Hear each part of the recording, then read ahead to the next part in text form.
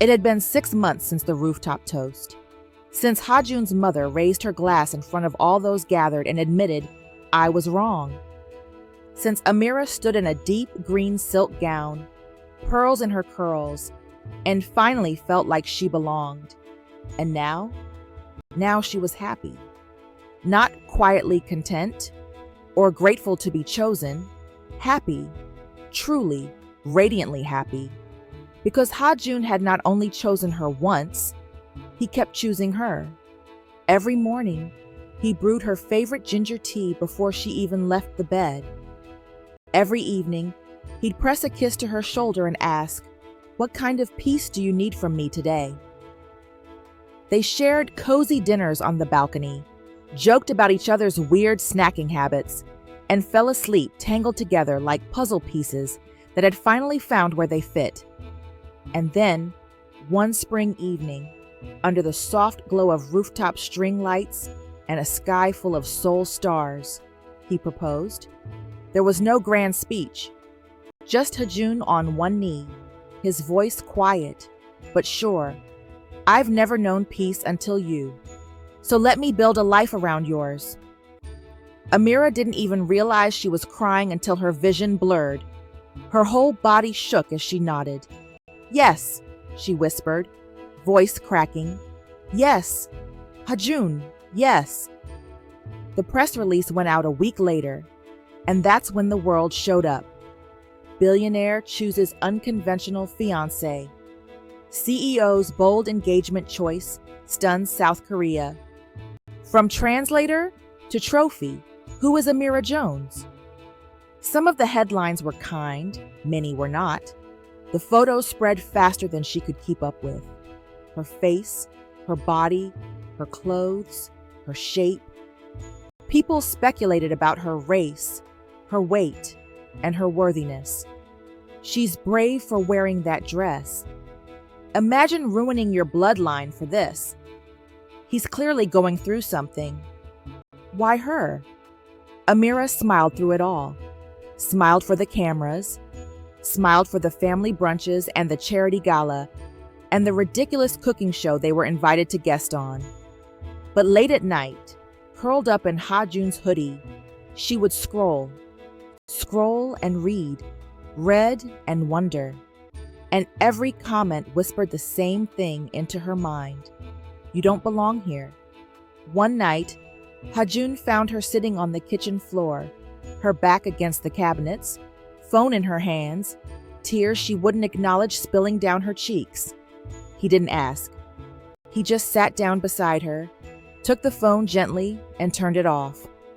"You don't need to read lies," he said softly, brushing his thumb across her cheek, "to know who you are." Amira closed her eyes. "They think I tricked you," she whispered, "like I'm some kind of experiment." Ha-joon's jaw flexed. "Then let me be clear," he said, shifting to face her fully. "You didn't trick me. You saved me. You gave me something all this power never did. Peace, joy, love." He cupped her face gently.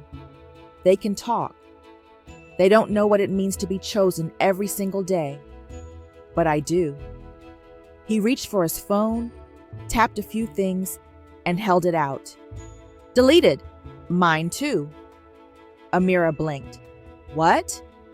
"No more scrolling," he said, kissing the top of her head.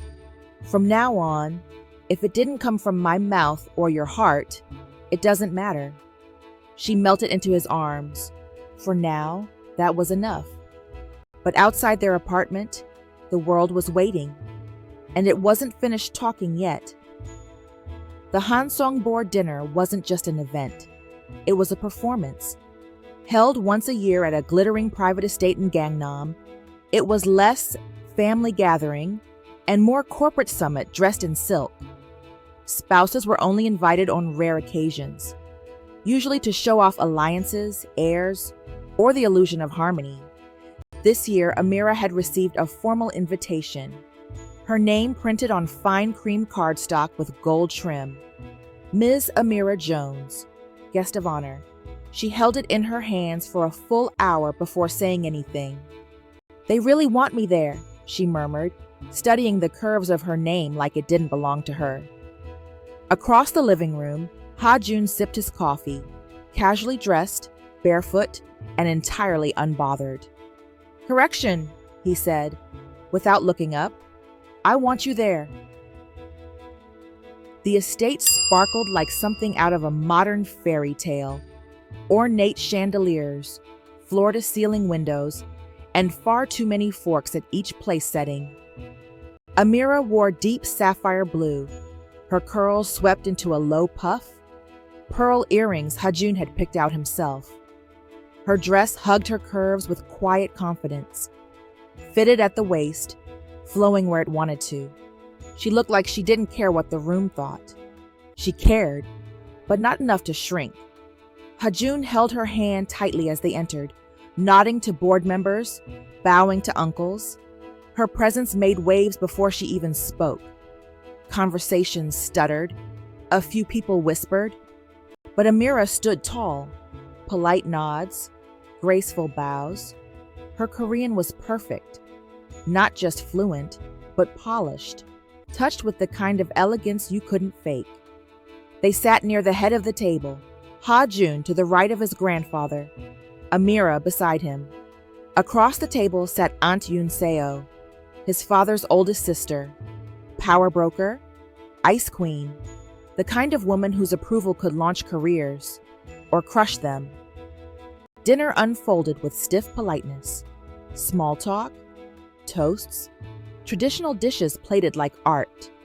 Then came the jab. Aunt Yoon-seo's voice was smooth, almost musical, the kind people listened to without realizing they were being insulted. "She's lovely," she said in Korean, addressing no one and everyone. It's refreshing to see Ha-joon bring someone so humble. I suppose ambition takes many forms. A few guests chuckled. A few glanced nervously. Amira felt the heat crawl up her spine. She reached for her water. Ha-joon tensed beside her, but Amira did not shrink. She set her glass down quietly, looked across the table, and replied in flawless Korean, her voice soft, steady, and laced with steel. "Thank you, Aunt Yoon-seo," she said with a smile that didn't blink. "Humility is a beautiful thing. So is knowing when to use your voice and when to simply watch." A pause. Aunt Yoon-seo blinked. Someone choked on their wine. The room went still. Then someone, Ha-joon's younger cousin, laughed. Not loudly, just a little too loudly. "I like her," he muttered under his breath. Ha-joon leaned over, whispering near her ear. "That was the sexiest thing I've ever witnessed." Amira gave the smallest smirk and returned to her rice. Later, after the final course had been cleared and polite bows exchanged, Amira stepped out onto the balcony for air. The lights of the estate shimmered below. The laughter inside grew distant. Footsteps approached behind her. It was Ha-joon's mother. The woman stood beside her in silence for a long moment. No small talk, just the sound of wind rustling through the pine trees. Then she spoke. "You remind me of me," she said softly, "before I learned how to survive them." Amira turned her head. There was no edge in her expression, just curiosity. "And now?" His mother exhaled. "Now, I survived them for him. But you didn't survive them tonight. You commanded them." She looked at Amira fully then, for the first time, not with politeness, but with something closer to respect. "Don't lose that fire," she said. "Ha-joon needs it more than you know." And for the first time that night, Amira's shoulders relaxed, not because she needed approval, but because she was no longer alone at the table. She'd earned her seat, and no one was taking it back. Amira had spent the morning smiling. She waved at the cameras, held Ha-joon's hand with poise, answered polite questions on the carpet with soft wit and perfect Korean. The emerald gown she wore shimmered against her skin like melted jewels. It hugged every curve without apology. And when they finally sat down at the charity gala's long banquet table, with candlelight flickering and violins playing in the background, Ha-joon leaned over and whispered, "You are the most beautiful woman in this room." She believed him. She really did. Until the next morning. The article dropped before sunrise. Fashion risk or faux pas? CEO's fiancé wears bold gown to charity gala. It was a statement, yes, but a questionable one. The silhouette overwhelmed her figure. Perhaps a more flattering choice would have showcased her best features rather than spotlighting her shape. A bold choice for someone with her frame. The words sliced with precision. She read them once, then again, then closed the tab, then opened it again.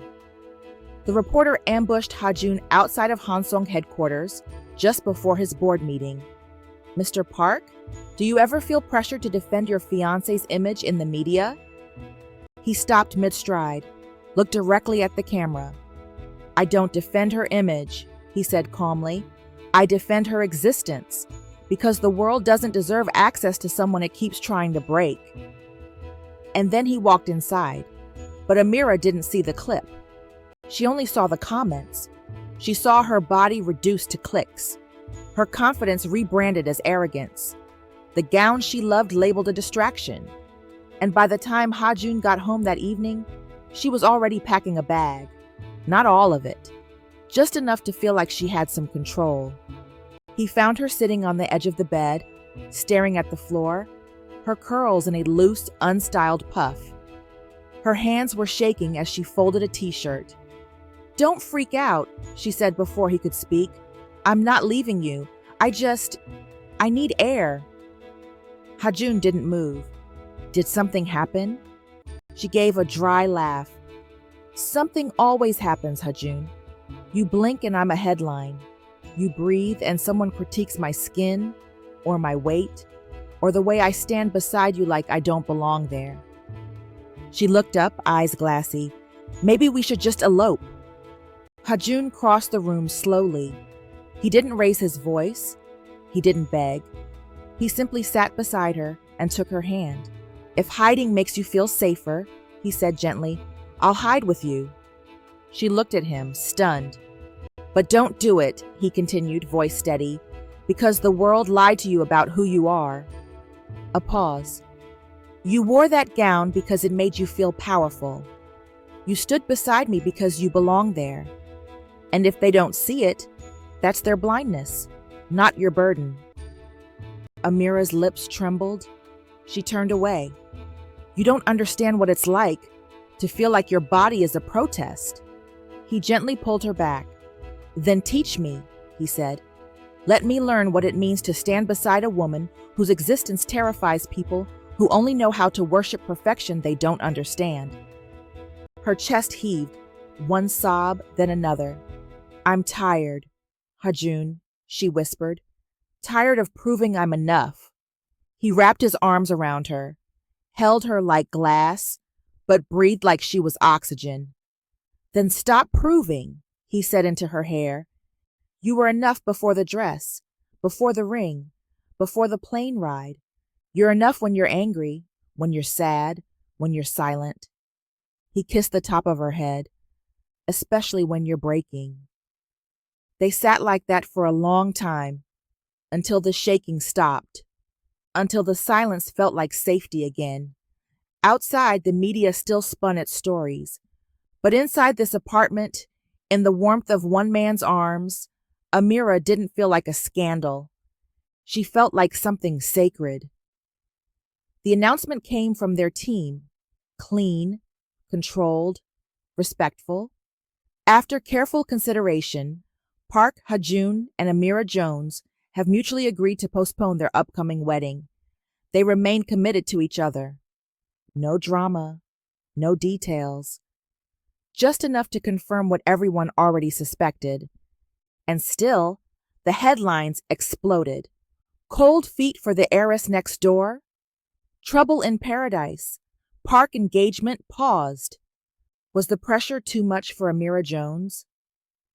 The world swirled with assumptions, and every time Amira's face appeared on a screen, it felt like someone else was wearing it. A version of her pulled apart by strangers, headlines, pixels. In public, they walked separately for a while. No photos, no coordinated appearances, no updates, and yet, behind closed doors, it wasn't a breakup, it was a reset. Amira moved into her own place, a small, sun-drenched apartment on the opposite side of the city. The walls were pale peach, the windows opened wide, the morning smelled like quiet. She needed space, not from Ha-joon, from the noise, from the cameras, from the part of herself that had learned to smile through storms just to make everyone else more comfortable. She started therapy, twice a week. She didn't tell the media. She didn't tell Ha-joon either. Not at first. She just went, sat with someone who didn't know her name from the news, who didn't call her brave or inspiring for simply existing in a world that refused to understand her softness as strength. And slowly, she began peeling back the layers. "I don't want to be seen as beautiful despite my body," she confessed once. "I want to be beautiful because of it. Not in a fetishized way, not in a good-for-you way. Just beautiful, without needing to justify the space I take up." The therapist didn't interrupt, just nodded. "When was the last time you believed that for yourself?" Amira blinked. Her throat tightened. She couldn't answer. Meanwhile, Ha-joon stayed away, physically, but he never left. He called every night. Even when she didn't answer, he left a voicemail. Sometimes just, "I miss your laugh." Other times, "I made that stew you like. It tasted wrong without you." But the most powerful things he sent were the letters. Every week, handwritten, folded neatly in cream envelopes, left at her door. Each one began the same: "One reason I'd still marry you today. Week 1, because I've seen you at your most unguarded, and I've never loved anyone more than I loved you in that moment.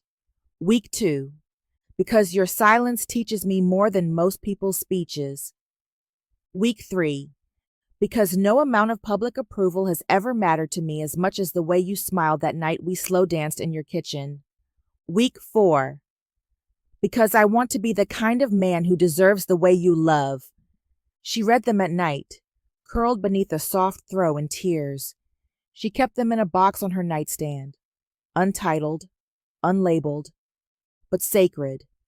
They saw each other again for the first time in 5 weeks at a mutual friend's baby shower. It was simple: mid-afternoon, pastel balloons, a backyard buffet. He brought her a glass of lemonade.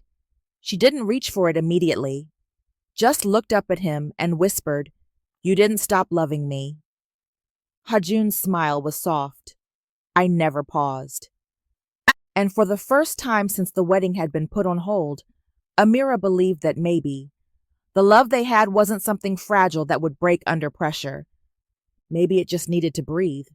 The ballroom was a sea of light and camera flashes. Gold chandeliers glittered like constellations. Journalists lined the back. Industry elites circled glasses of champagne. The event was a fundraiser, an annual gala hosted by a prominent cultural foundation, and Amira had been invited to speak. They didn't invite her because she was Park Ha-joon's fiancée. They invited her because she had something to say. She arrived alone, no entourage, no stylist, no boyfriend trailing behind her. Just Amira. Her gown was a deep, grounded brown, warm like earth and flowing like breath. It hugged her hips unapologetically, cinched at the waist, and brushed the floor as she walked. Her arms were bare, her back was out, and her skin glowed like it had been kissed by the sun itself. Her hair was natural, a high puff crown, coiled and soft, no added pieces, no shine spray, just hers. And for the first time in months, Her face wore no makeup, not even gloss. The room fell into a hush when she entered, not out of judgment, out of awe. Amira stood at the podium beneath a single warm spotlight. Her voice was steady but quiet, the kind that made people lean forward to listen. For most of my life, she began, I've been told how to enter a room. She paused, let the weight settle, told how to make myself smaller, more palatable, told that power is about who speaks the loudest, and beauty is about what fits into the narrowest frame. A murmur in the back. She continued, but becoming is not about fitting in. It's about returning to yourself. It's about asking, what if I was never the problem? What if I was always enough? And the mirror was just broken. She looked up then. Today, I wear what makes me feel strong. I speak in my voice. I take up space not because I'm trying to prove anything, but because I'm done apologizing for existing. There was a beat of silence, then applause, not a polite golf clap, a standing ovation.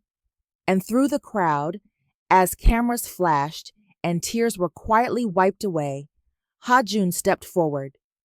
He had waited all night, watched from a corner, heart thudding in his chest like a drum only she could hear. She saw him before he even reached the stage, and still, her breath caught, because he didn't look like a CEO in that moment. He looked like a man who had just watched the woman he loved become something unshakable. He joined her beneath the lights. No ring box, no kneeling, just him, reverent, awed, sure. You don't have to say yes again, he whispered, his voice just for her. But I'm asking all the same. Amira stared at him, and it wasn't the dress or the applause or the way he looked at her like the sun had just risen inside her chest. It was that, for once, she didn't doubt her own worth. Not even a little. She smiled, soft and wide and full of something she hadn't felt since the beginning. Certainty. Yes, she said. Again, and again, and again. The applause returned, louder now, but it didn't matter, because in that moment, surrounded by cameras and lights and a world that once tried to define her by its rules, Amira chose herself, and so did he. Not for the picture, not for the press, but because this was the version of love worth fighting for. There were no marble staircases, no chandeliers, no drone footage, just candlelight, soft string music, and late spring air that smelled like fresh jasmine and something new beginning. The wedding was quiet, intentional, sacred, held on the rooftop of Hansong Tower, surrounded by potted eucalyptus, white flowers, and fairy lights that blinked like stars caught in mason jars. The city glittered far below, but up here it was just them. Family, friends, and the love they had built from pieces no one expected to fit. Amira stood in front of a vintage mirror in the suite below the rooftop, the final layer of her dress still being smoothed. Her gown wasn't ivory or pearl. It was soft champagne, warm against her skin, hugging her curves with reverence instead of restraint. The bodice fit like a whispered promise, and the silk skirt swayed with every breath she took. Her curls were swept into a regal twist, scattered with tiny golden pins. Her makeup?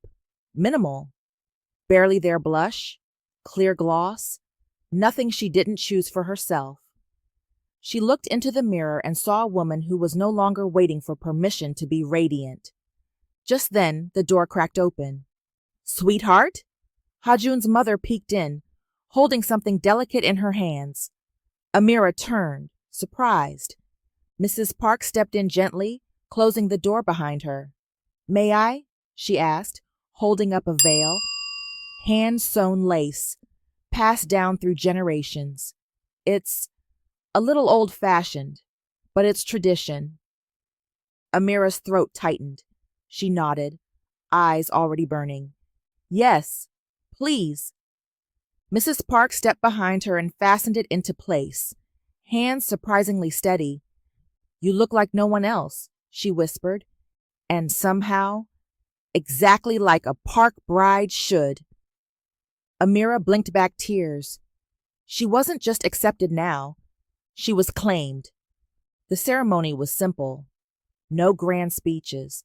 Just two people standing in front of the ones who mattered most, hands intertwined, smiles soft and wide.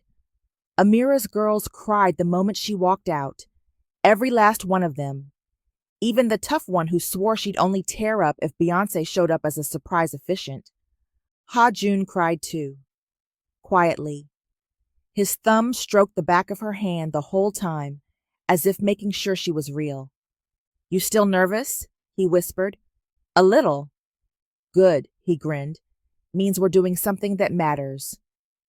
Later, after the cake had been sliced and the laughter quieted and the champagne lost its sparkle, the rooftop cleared. Just the two of them remained under the string lights. The music was soft, somewhere between jazz and a lullaby. Their first dance wasn't choreographed. There was no audience left to impress. Amira pressed her cheek to his chest as he swayed them gently, his arms a fortress of warmth and quiet adoration. Neither of them said a word, because there was nothing to prove. No one left to convince. Just the truth between them. Love, whole, flawed, and deeply real. Somewhere in the distance, a plane passed overhead, its lights blinking faintly in the night sky.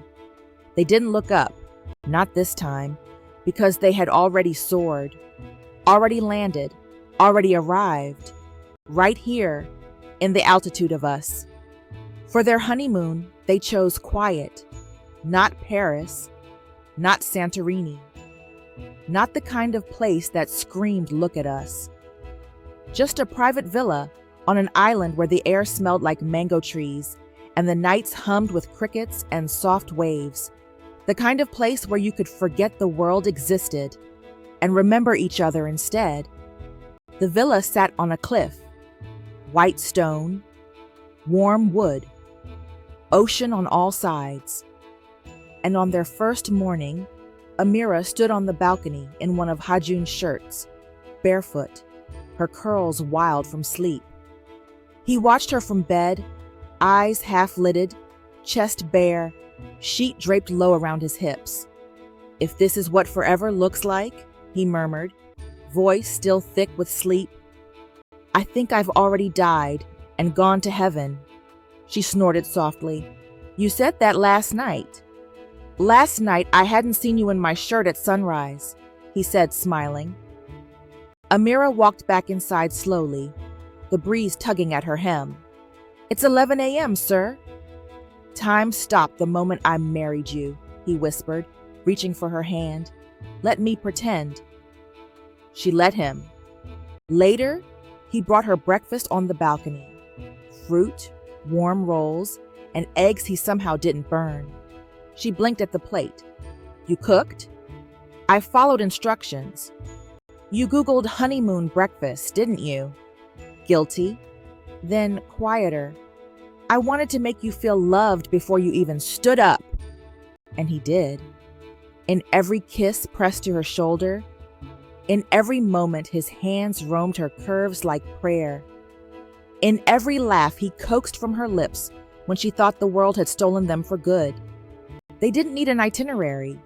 Some days they didn't leave the bed. Others they walked hand in hand down stone streets, buying local mango wine and soft linen robes she'd wear just for him. He took pictures when she wasn't looking. On their final night, they danced again, barefoot on the patio. No music, just waves. What are you thinking? She asked, resting her head on his chest. That you've made me new, he whispered.